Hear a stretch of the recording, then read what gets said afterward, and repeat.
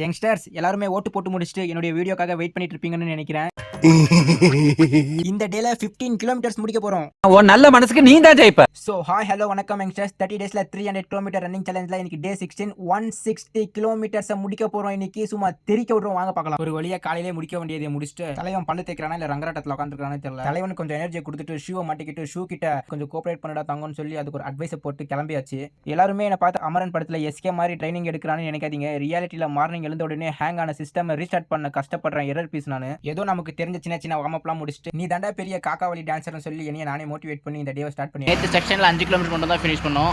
So இன்னைக்கான டேல டோட்டலாக 15 கிலோமீட்டர் ஃபினிஷ் பண்ண போகிறேன். நேற்றோட 5 சேர்த்து இதில் 15 கிலோமீட்டர்ஸ் கம்ப்ளீட் பண்ண போகிறேன்.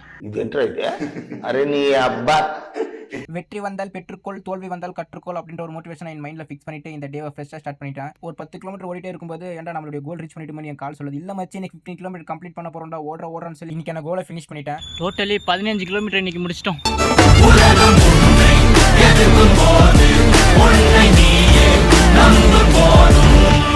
இன்னைக்கு செம்ம த்ரில்லிங்காக இருந்துச்சுங்க. நான் ஸ்கூலில் படித்த ஒரு சின்ன பழமொழி சொல்கிறேன்.